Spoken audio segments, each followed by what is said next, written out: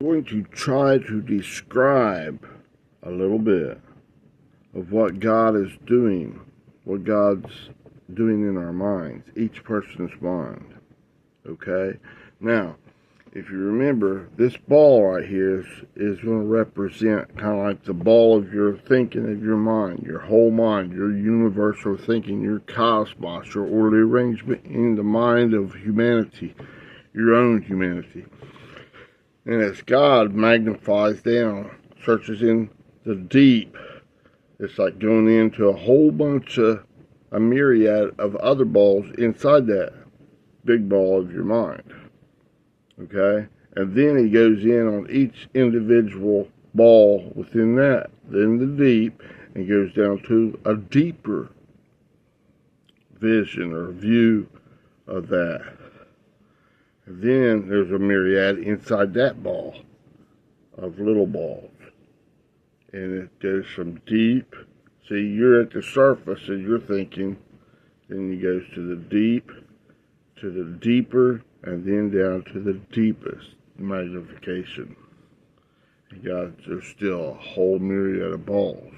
Now, in each one of them, there's a lot of impurities, mostly like dirt thinking, carnal, non-spiritual thinking in that.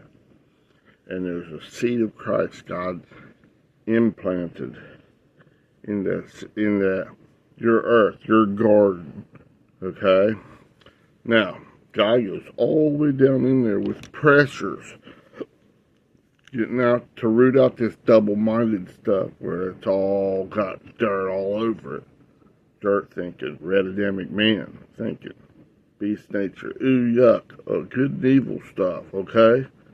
And God's seed of Christ is planted down in there, in each one of them, deep, deeper, deepest, way down in there, where you can't even possibly get, because you're up here at the surface. You're not even down to the deep, the deeper, or the deepest levels.